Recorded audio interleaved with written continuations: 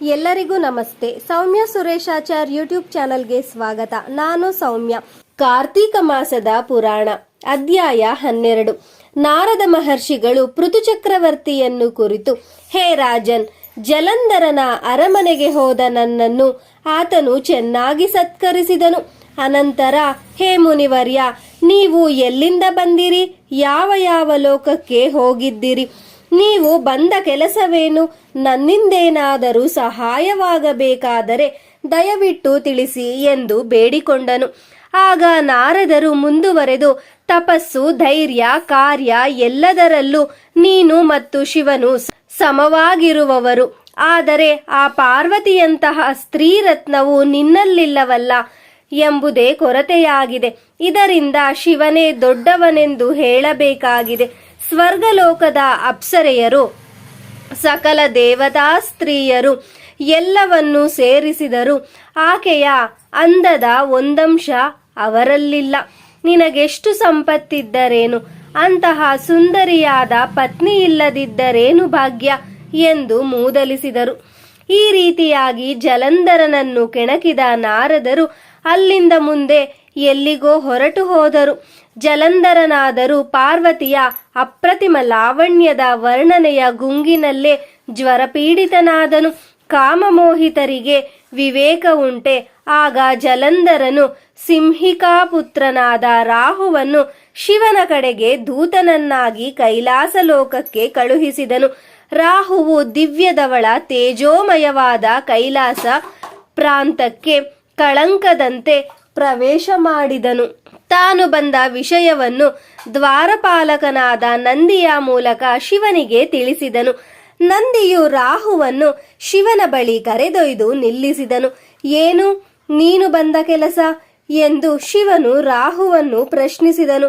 ರಾಹುವು, ಹೇ ಕೈಲಾಸವಾಸ, ಸ್ವರ್ಗದ ಸುರರಿಗೂ ಪಾತಾಳದ ನಾಗರಿಗೂ ಎಲ್ಲರಿಗೂ 3 ಲೋಕಗಳಿಗೂ ಒಡೆಯನಾದ ಜಲಂಧರನ ದೂತನಾಗಿ ಬಂದಿರುವೆ.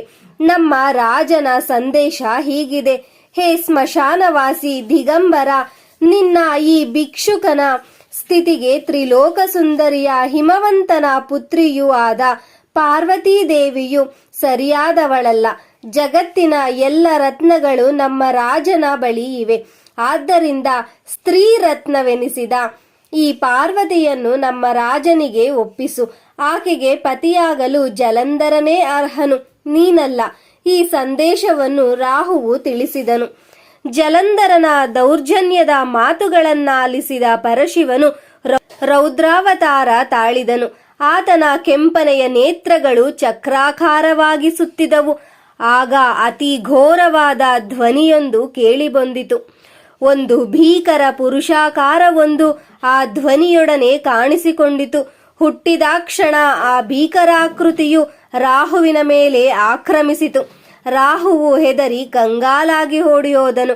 ಆದರೆ ಆ ರೌದ್ರಮೂರ್ತಿಯು ಅವನನ್ನು ಬಿಡದೆ ಹಿಂಬಾಲಿಸಿತು. ರಾಹುವನ್ನು ಬಿಡದೆ ನುಂಗಲು ಯತ್ನಿಸಿತು. ಆಗ ರುದ್ರನು ದೂತನನ್ನು ಕೊಲ್ಲುವುದು ಸರಿಯಲ್ಲ ಎಂದು ತಡೆದನು. ಆ ಕರಾಳ ಮೂರ್ತಿಯು, ಹೇ ಸ್ವಾಮಿ, ನನಗೆ ಹಸಿವೆ, ಬಾಯಾರಿಕೆಗಳು ಹೆಚ್ಚು. ಈ ದೂತನನ್ನು ತಿನ್ನಲು ಹೋದರೆ ಅಧರ್ಮವಾಗುತ್ತದೆ ಎನ್ನುವೆ. ನಿನ್ನಾಜ್ಞೆಯಂತಾಗಲಿ. ಆದರೆ ನನಗೆ ಸರಿಯಾದ ಆಹಾರ ಪಾನೀಯಗಳನ್ನೊದಗಿಸು ಎಂದು ಬೇಡಿದನು. ಶಿವನು, ಹಾಗಾದರೆ ನಿನ್ನ ಮಾಂಸವನ್ನೇ ನೀನು ತಿನ್ನು ಎಂದನು. ಆಗ ತನ್ನ ತಲೆಯನ್ನು ಹೊರತುಪಡಿಸಿ ಮಿಕ್ಕೆಲ್ಲ ದೇಹ ಭಾಗಗಳನ್ನು ತಿಂದು ಹಾಕಿದನು. ಶಿವನು, ನಿನ್ನ ವಿನಯಕ್ಕೆ ಮೆಚ್ಚಿದೆ. ಇಂದಿನಿಂದ ನೀನು ಕೀರ್ತಿಮುಖ ಎಂಬ ಹೆಸರನ್ನು ಪಡೆ ಎಂದನು. ಶಿವನು ಅವನಿಗೆ ಮತ್ತೊಂದು ವರವನ್ನು ನೀಡಿದನು. ಇನ್ನು ಮುಂದೆ ಮೊದಲು ನಿನ್ನನ್ನು ಪೂಜಿಸದೆ ನನ್ನನ್ನು ಯಾರೂ ಪೂಜಿಸಬಾರದು. ಹೀಗೆ ಮಾಡಿದಲ್ಲಿ ಅದು ನಿಷ್ಫಲವಾಗಲಿ. ಹೀಗೆ ಕೀರ್ತಿಮುಖನನ್ನು ಬರ್ಬರ ದೇಶಕ್ಕೆ ಅಧಿಪತಿಯನ್ನಾಗಿ ಶಿವನು ನಿಯಮಿಸಿದನು. ರಾಹು ಶಿವನ ಕ್ಷಮೆಯಾಚಿಸಿ ಅಲ್ಲಿಂದ ಹೊರಟು ಪುನರ್ಜನ್ಮವಾದಂತಾಯಿತು. ಅವನು ಜಲಂಧರನ ಬಳಿಗೆ ಹೋಗಿ ನಡೆದ ವೃತ್ತಾಂತವನ್ನೆಲ್ಲ ಹೇಳಿದನೆಂಬಲ್ಲಿಗೆ ಕಾರ್ತೀಕ ಮಾಸ ಮಹಿಮೆಯ 12ನೆಯ ಅಧ್ಯಾಯವು ಸಂಪೂರ್ಣವಾಯಿತು. ಧನ್ಯವಾದಗಳು. ಯಾರೆಲ್ಲ ನನ್ನ ಚಾನಲನ್ನು ಸಬ್ಸ್ಕ್ರೈಬ್ ಮಾಡದೆ ನೋಡುತ್ತಿದ್ದೀರೋ ದಯವಿಟ್ಟು ಚಾನಲನ್ನು ಸಬ್ಸ್ಕ್ರೈಬ್ ಮಾಡಿಕೊಳ್ಳಿ ಹಾಗೂ ನಿಮ್ಮ ಫ್ಯಾಮಿಲಿ ಮತ್ತು ಫ್ರೆಂಡ್ಸ್ಗೆ ಶೇರ್ ಮಾಡಿ. ದೇವರ ಕೃಪಾ ಕಟಾಕ್ಷ ಎಲ್ಲ